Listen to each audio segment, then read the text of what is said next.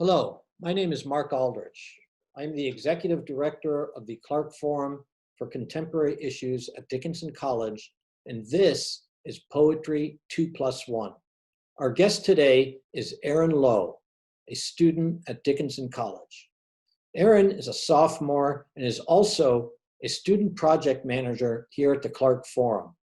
She is a philosophy and political science major and also a poet who has a particular interest in spoken word poetry.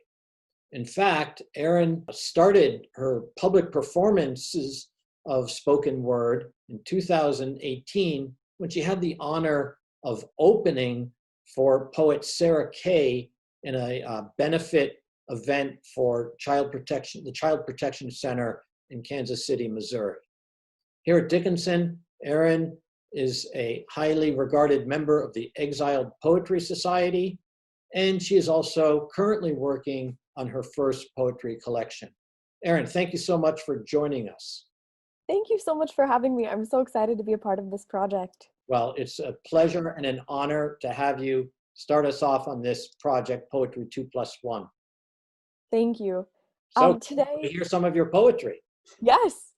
So I was thinking a lot about what I wanted to share, and because of just the current environment right now, being a part of this global pandemic, I've been spending a lot more time outdoors, and I thought that it would be somewhat interesting, especially with Earth Day coming up, to have somewhat of an environmental focus with these poems.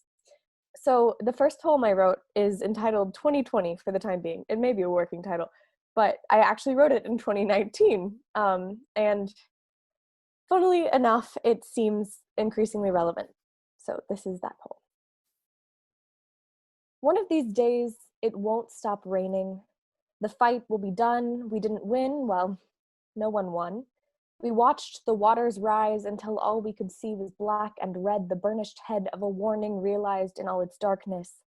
The world is on fire and we're burning with it. Can't help the sickness churning until it boils to the surface.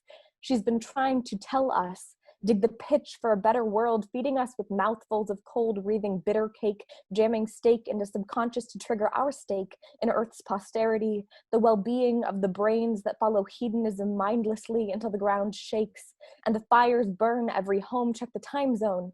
Has it hit you yet? This is desperation.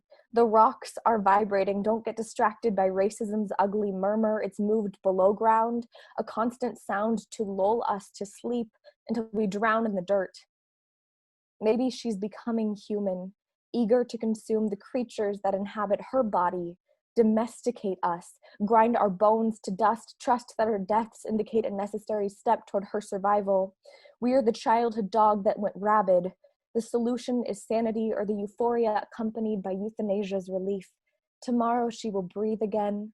No fossil fuels to condensate to heaving lungs. All will be ocean, adhering to time's tendency to reset, clear the slate of ever-growing mistakes, eviscerate the parasite, and begin again.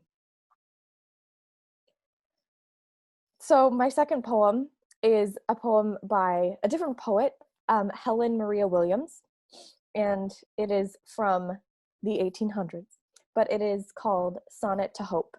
So I picked this sonnet in particular because I feel like it is very relevant to the present moment, especially because of its description of hope and also the despair found within some of the lines. I think that that is something to which a lot of us can relate right now. And I chose to place it in between the other two poems of mine because I think that that shift is really beautiful. Oh, ever skilled to wear the form we love, to bid the shapes of fear and grief depart, come, gentle hope. With one gay smile remove the lasting sadness of an aching heart. Thy voice, benign enchantress, let me hear. Say that for me some pleasures yet shall bloom, that fancy's radiance, friendship's precious tear, shall soften or shall chase misfortune's gloom. But come not glowing in the dazzling ray, which once with dear illusions charmed my eye. Oh, strew no more, sweet flatterer, on my way the flowers I fondly thought too bright to die. Visions less fair will soothe my pensive breast that asks not happiness, but longs for rest. The third poem is another one of my poems, and it is one that I just wrote a few days ago in the midst of this pandemic. And a lot of the themes are experiences that I've been having and a lot of people I know have been having during this current moment. It depicts people walking down the street, and part of social distancing, as we know it, involves, stepping 6 to 10 feet away from someone when you pass them on the street. It involves wearing masks when you go outside. There are all of these little things that may not be incredibly widespread information in just a few years, but right now these are experiences that are common to most everyone. And so I thought that that was something I should capture, but I also see a lot of beauty in this moment, and hopefully that's depicted. Mm. And it is entitled Interlude. All the buses have stopped. Streetlights guard empty streets. Sheets that once held secrets hold only relics of intimacy. We're living on a new earth. The pavement cracks are giving birth to green life. Light crescendos through trees, enveloping every body she encounters. On my daily walk, I stand in the middle of the street, feel the crunching of my feet amidst a sound I thought was silence. But if I listen, I can hear the trickle of a leaf's whirlwind descent to meet my toes. Everybody knows the world has shifted.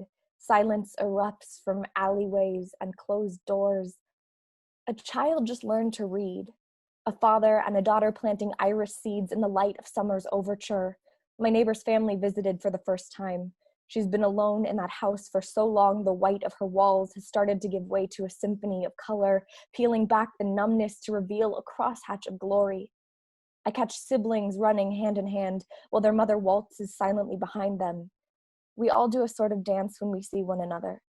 It's a masquerade, 10 steps forward, 10 steps back. We sidestep and sink and smile into the cracks forming along open eyes. Lines of laughter kept tucked in for so many years. They are waking up with the spring. She tugs them out of bed and urges a greeting, the forming and reforming of memories we've neglected. No one expected to be stuck. But in our limitations, we've been given so much lucky freedom no one's ever had before. And maybe somewhere, someone is building something beautiful. Thank you. Thank you. So Erin, thank you so much for that reading. It was really enjoyable. And it was, as I said, it was really a pleasure to have you on Poetry 2+1. And we really look forward to seeing that first collection in the future. Thank you. Okay, goodbye, and stay tuned for more programs.